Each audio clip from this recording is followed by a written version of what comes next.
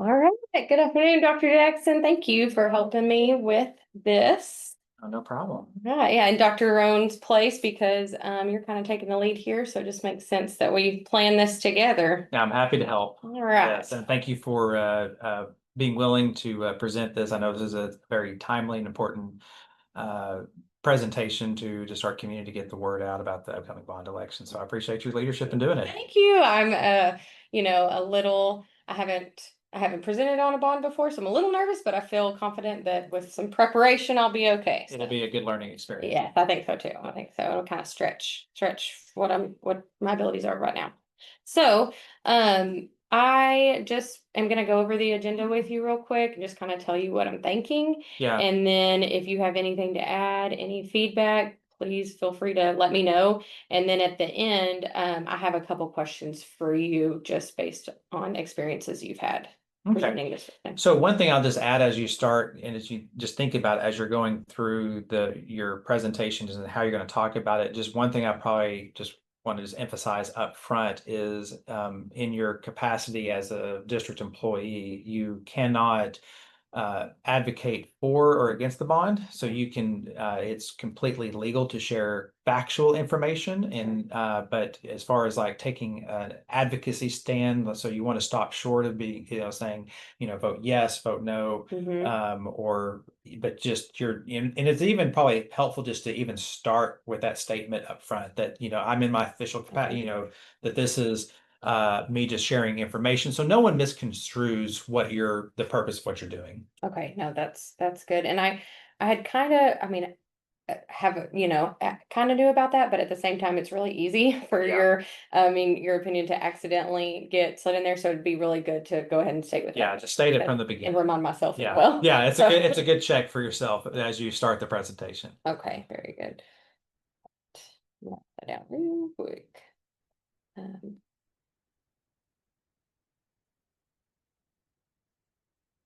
okay. So I'll start with that then.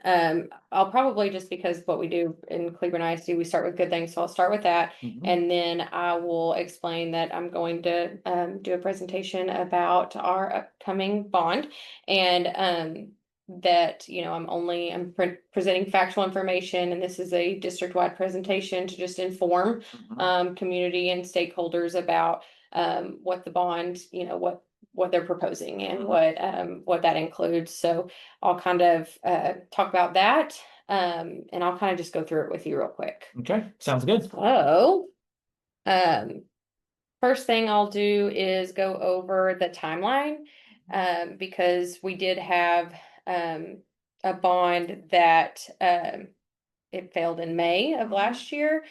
Just kind of talk about why so soon. Talk about how, and it's appropriate still to say, because it's not really opinion, that the needs haven't changed. Right. It's okay to say that. Yeah, I think it's you can say, yeah, to that, the same scenarios that That weren't drove there, okay. the first bond proposal. That I think it's important to emphasize that the committee got back together, the Facilities Advisory Committee got back together over the summer, reevaluated the bond package, and there were some revisions to the bond package, but in the end, some of the same issues that were left unaddressed in the last proposal are still there. Okay. And that's why the committee felt like it was important to, to recommend calling for a bond election this November to the school board, and the school board agreed. So I think it just emphasized that Okay. in that slide. Okay. And then also just in this slide, it's important to emphasize that this is an intentional process too, that this is putting together a bond package. It's not something that just happens haphazardly or just, Right. just shooting from the hip, that Right. there was a very intentional planning process that started with looking at data and demographics and projection.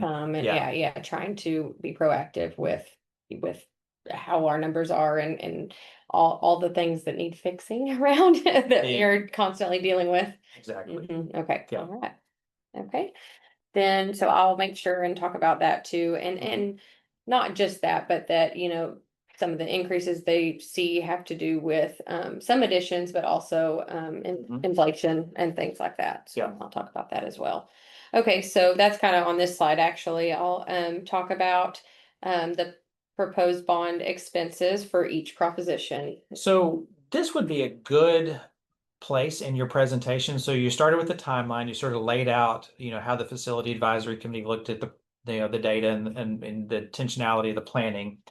And then maybe before you jump into going over the three propositions, the district does have a informational video. It's a 8-minute video that sort of summarizes the propositions. And then it might help to show that video at this point during your presentation. Okay. And then what that allows you to do for the rest of the presentation is then unpack what what was presented in the video and go over the details of each of those propositions. So the video kind of previews it, what's actually in each proposition. And then that allows you to sort of really focus on the depth and the details and just sort of unpack what it actually means for your families. Okay. And staff members. Okay, and you said that video is about 8 minutes? Yeah, it's about 8 minutes. Okay. Yeah, I think that's a good idea, and kind of, get their attention and show them what's in that video, and then be able to dive a little deeper in what that will look like for us. Okay.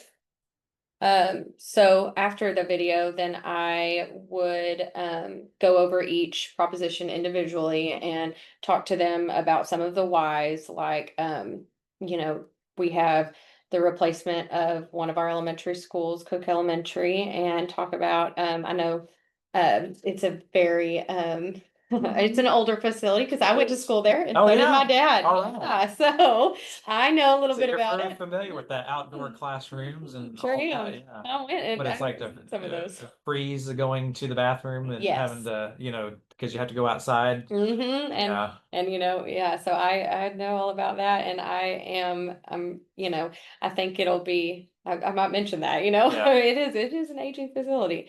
So I'll talk a little bit about the storm shelter and how that's required when you have new buildings now. Yeah. And then just kind of some of the ins and outs about Cook. And then kind of explain the why behind, because I know this is a question that the district has kind of been asked several times, because we have another facility that has some of the same needs as Cook does, but just kind of explain why why the committee decided that it's more appropriate to do this before this. Yeah, exactly. And it's just essentially it's an issue of just land availability. Is there's Cook has all that land, we could easily do that. Coleman, the same same age of building, has no available, they don't have no land to build on, so you actually have to build it on the same footprint. So you have to emphasize here that Coleman is part of this process. It's just that will be in the next phase of facility planning, is to address the Coleman issue. But we can't address the Coleman issue until we address this issue until you have somewhere to put all those kids, huh? Yes. Okay, well, no, I will be able to talk about that some too. And then just how we are talking about the other elementary campus that we're addressing, Girard, and talk about how we already have the space available for that and what the plan is for that campus. And then the rest of, because there's some other really cool things happening. But upgrades to Marty, mostly due to lack of space for students that will be coming or are projected to come to Marty because of the new buildings and things like that, or the new houses, excuse me. And then the CTE expansion and ag facility upgrades. We've done great things with those departments, so I know that is something that would benefit those students probably if that should pass. Absolutely. And then the last thing on Proposition A, just talking about some of the upgrades that the buildings that are not quite as old as Coleman and Cook and Gerard, but them still getting some upgrades that are, are needed or Yeah. that would make So it I think better. this is where a lot of, so, you're presenting to an Adams, crowd here. So I think that this is where you really drive home, okay, How this is gonna affect yeah, us. how this is going to affect Mhm. your specific school and how it's addressed in Proposition A. So I would just make sure that they, emphasize that when you get to this point of the presentation. Okay, Yeah. really talk about what it means Yeah. for us and for the kiddos that go here. Okay. Yeah. And then last thing, just talk about what the plans. Oh, I keep saying last thing. Yeah, but no. It's not the last thing. You're almost, I'm almost there, yeah, but there's a lot in Prop A proposition. is a lot. Yeah, Yeah, it it's is the big one. it is the biggest proposition. All Yeah. right.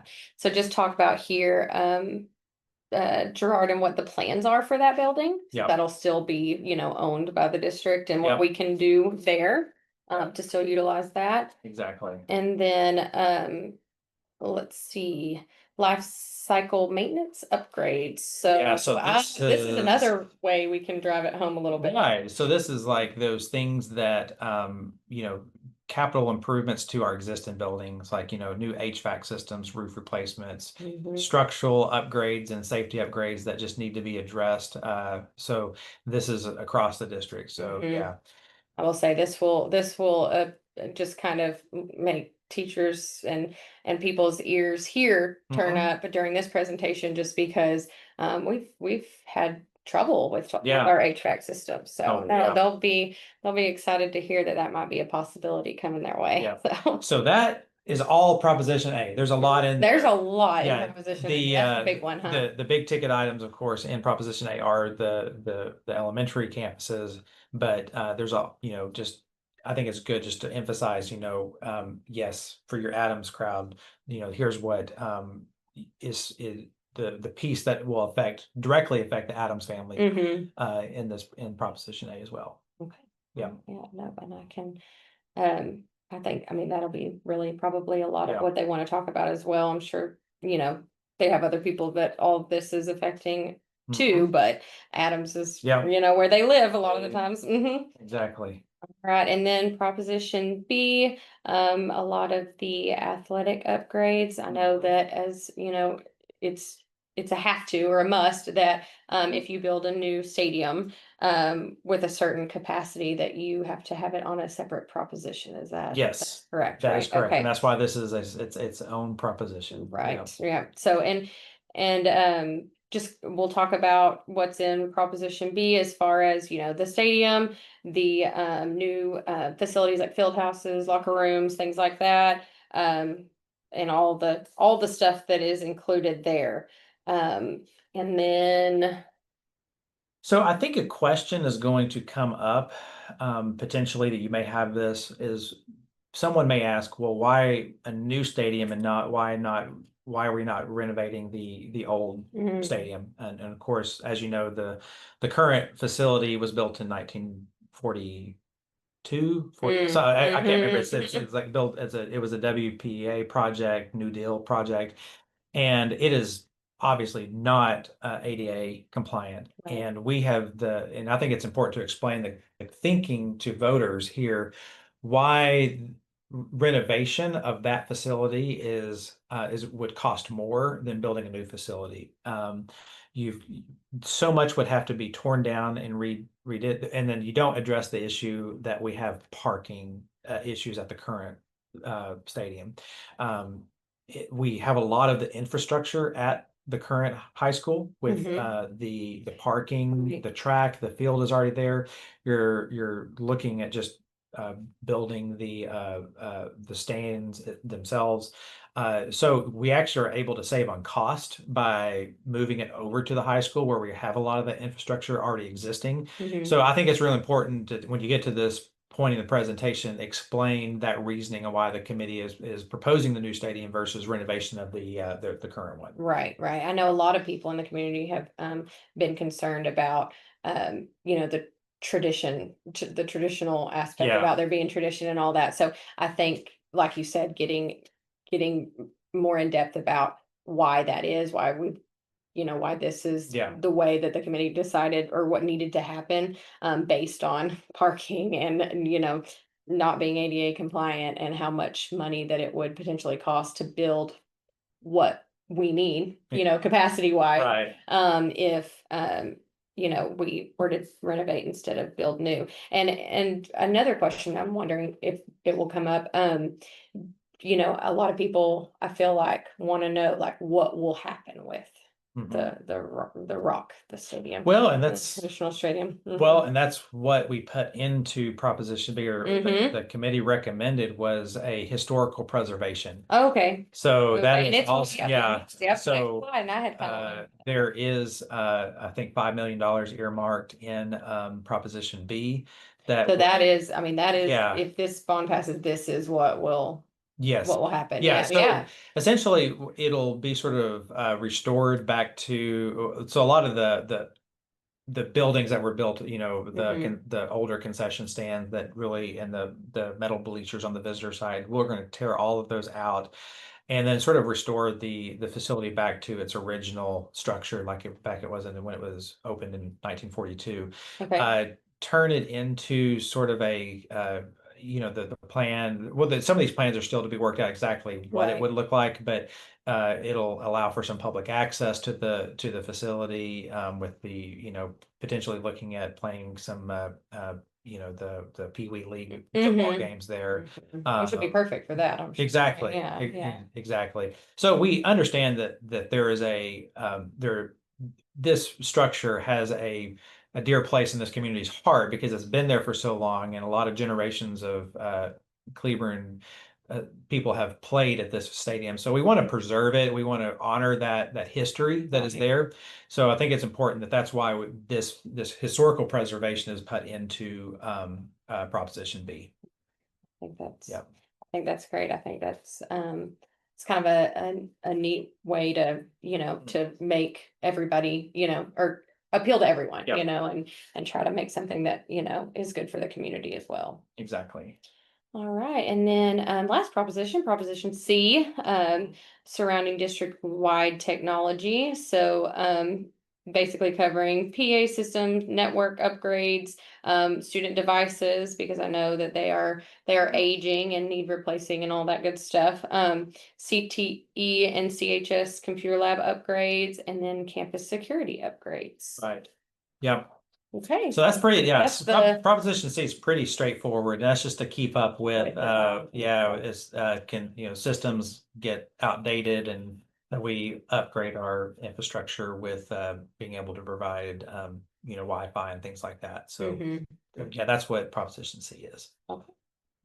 All right, and then you come to the part of the presentation that everyone was, how is this going to affect my wallet? I know, tax impact. So I think that if this wasn't a slide, then this would certainly be a question. Yeah. Everybody wants to know what this looks like because it's hard out there. So I think this is a valuable piece that was included.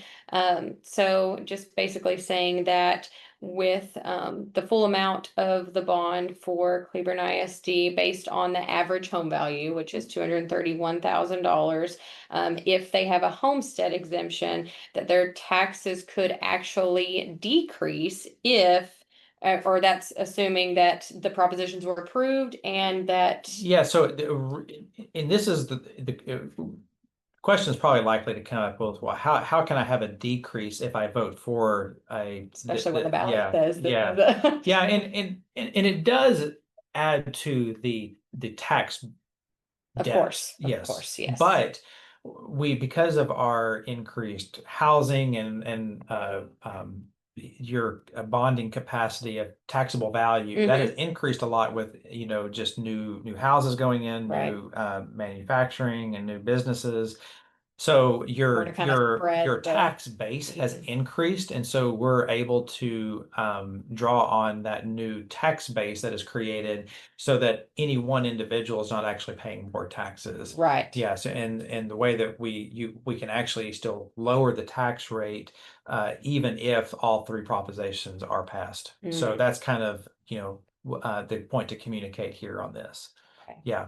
I gotcha. Now, of course, that second part there is where you have to explain that that is if you have a homestead exemption. Right. That if there is not a homestead exemption, there is potentially an increase of $23 per year. Right. Yeah. Right. Okay. So this would be like anyone who owns a second property or rental property or whatever. Then they wouldn't, Yeah. be able to save that here, but on their, if they had a home with homestead exemption, they would save it Yep. in that section. So, okay. Well, yeah, I'm thinking that that's going to be Mhm. something that people want to know for Yep. sure. All right. And then lastly, just going to talk with everyone about when and where to vote.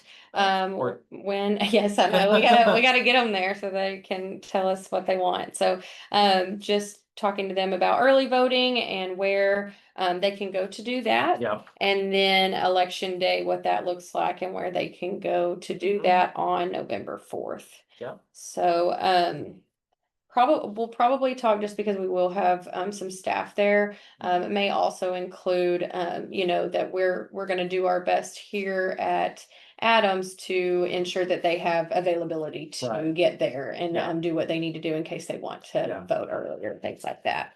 Just make sure that we can, take care of them, make sure they get there on time. That's good. Yeah. So, just a couple questions for you real quick, Dr. Jackson.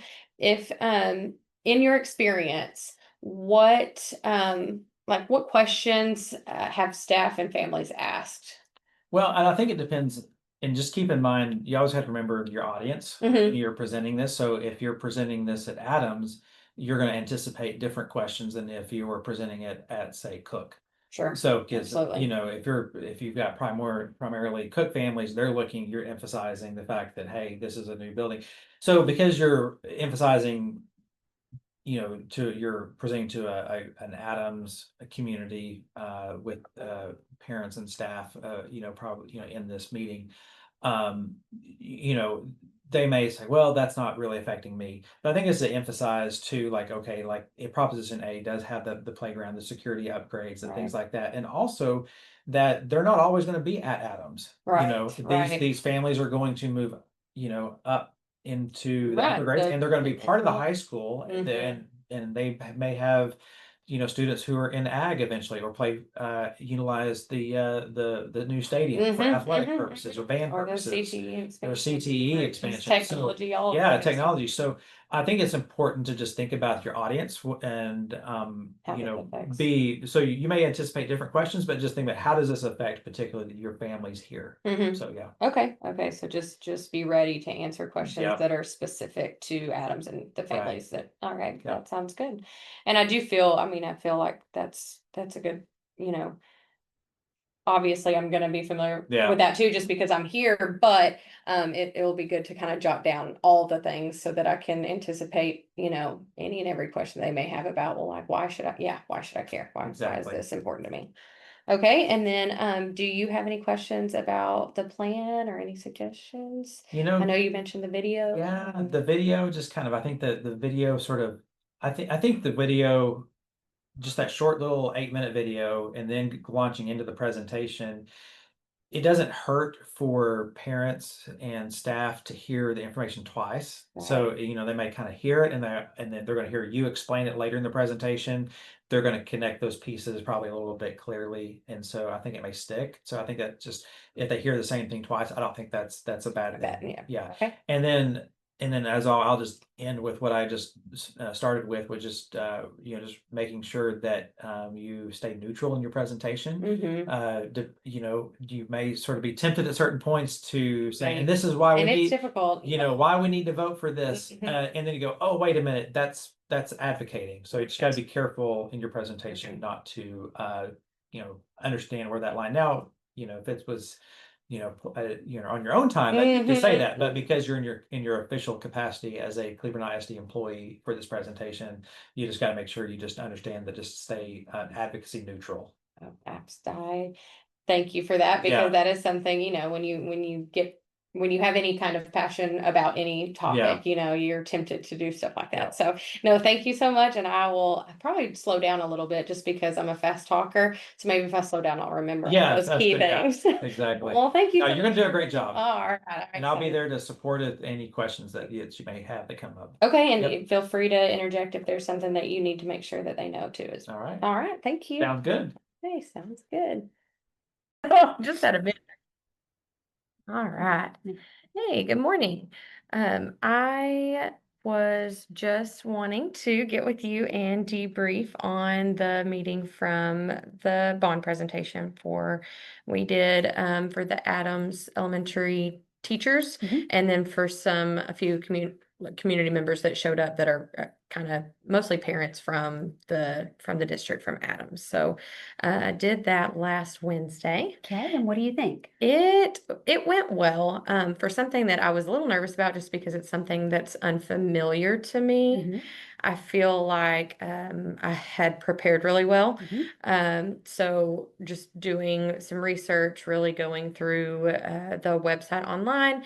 I had taken a course previously, a facilities course, and we talked about, the bond process a little bit. And then just having been in the district for a few years, I've been, I've seen it happen and I've known a little bit about it, but just kind of learning more about the nitty gritty in case anybody were to ask a question, a follow-up question that still happened. Still had some follow-up questions I wasn't prepared for, but overall, I feel like the presentation itself went really well.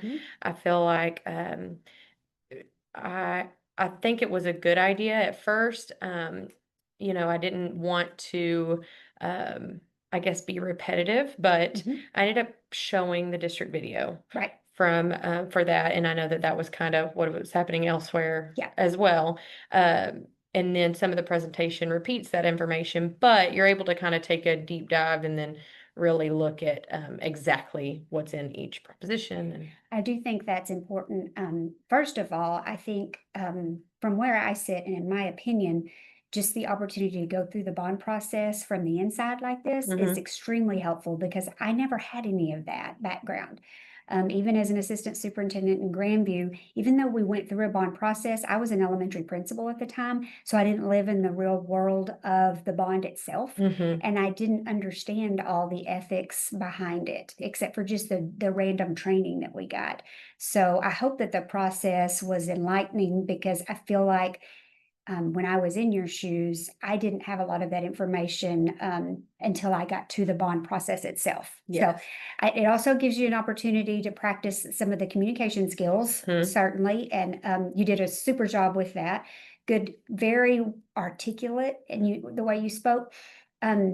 Also speaking in front of an audience where your teachers are in the audience, you were able to be informal enough with them so that they got a sense of you being relevant and genuine instead of being robotic and reading from slides. Right. And it always being about training or something like that. It was kind of a whole different role. A different field. It is, yes.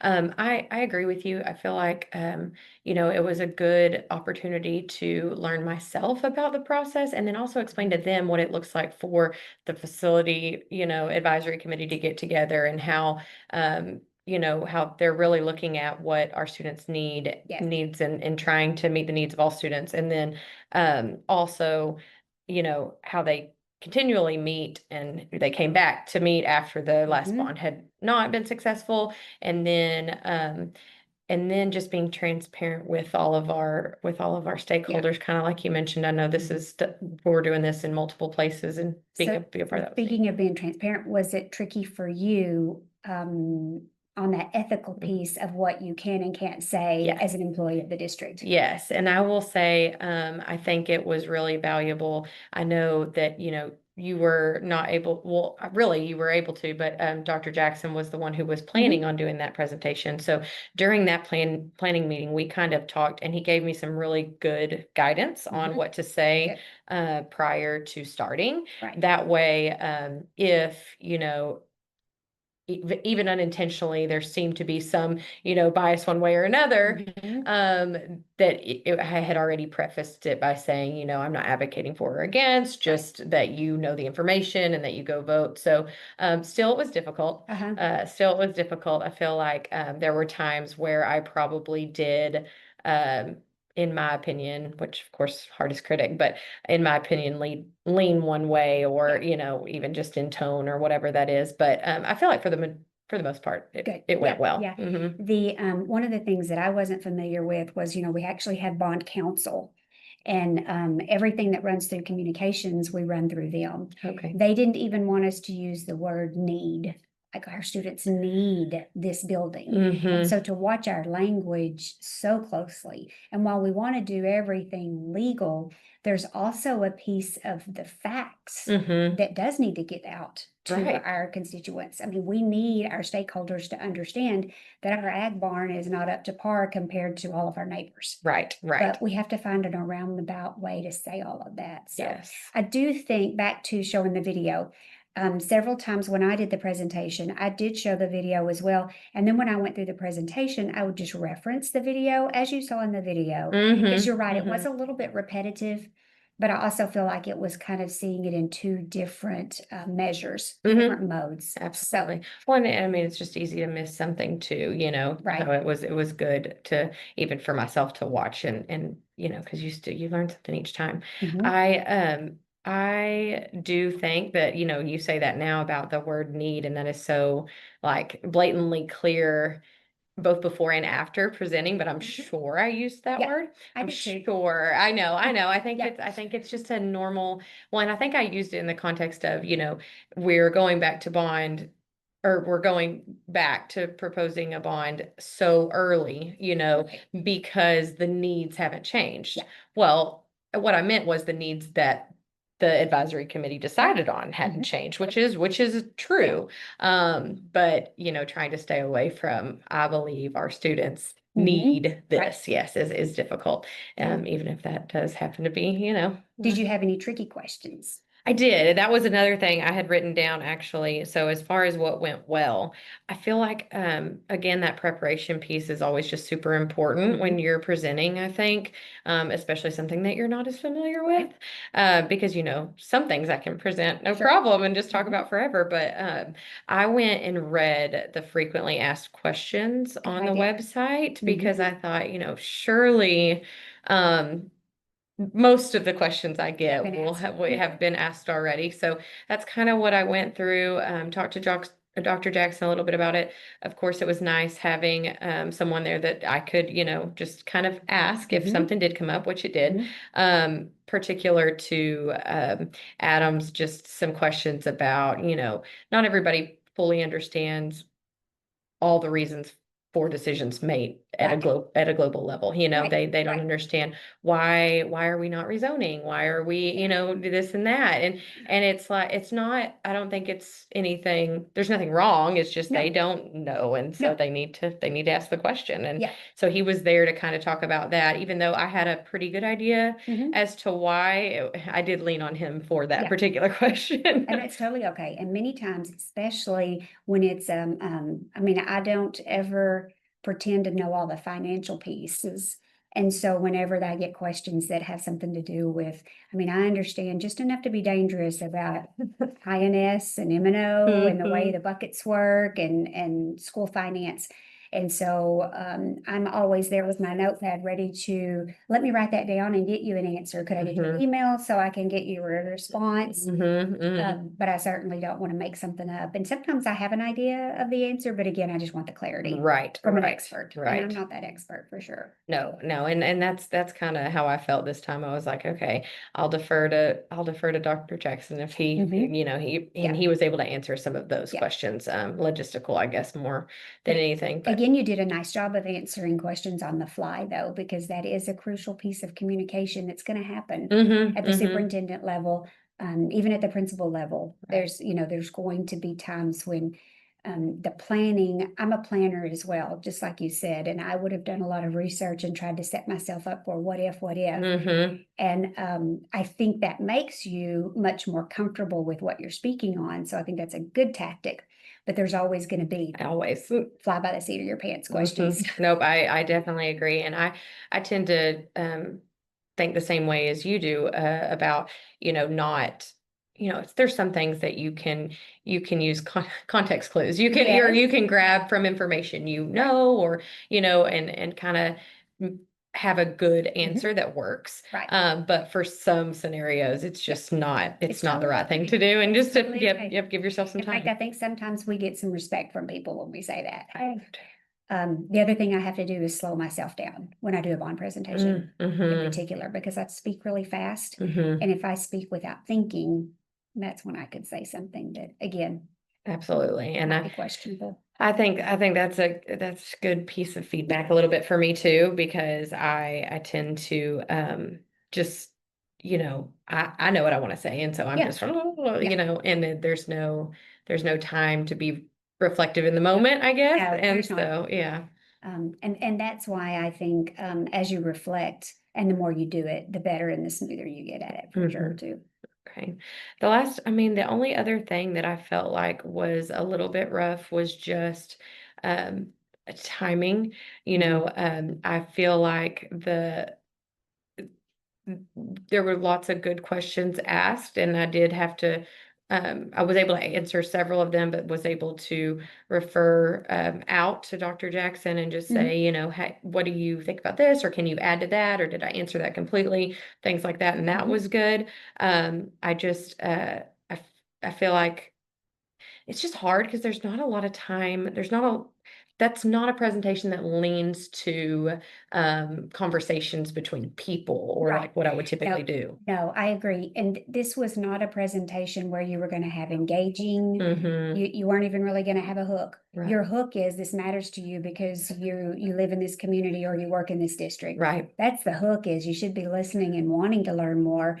The other part of it that makes it tricky is the timing of the day. Right. It's 4:00. People are tired. Absolutely. And the evening bond presentations are the hardest Mhm. anywhere. Yes. And I can it's imagine. your audience. And you did a good job though of reading the room. And again, your relationship with many of the people in the audience was enough that had them listening and paying attention. Sometimes you just have to depend on that instead of the engaging things. I think that's because we come from the education world. Mhm. I don't think corporate world is near as worried about the reception Mhm. that they get from a presentation. We as teachers are scanning the room and looking to see if anybody's on their phone or are we being ignored. And Right. I think that's just part of our natures. Mhm. We want it to be engaging, and this was more of a delivery. Right. Yes. And Yeah, sometimes it is sometimes just about that, and that's sometimes okay. it But is. that is difficult for me. So Yeah. kind of learning there too. So That makes sense. do you have anything else? No, I for think you me? did a great job. Okay. I look forward to your next video. Okay. I'm excited. Thank you. What's up?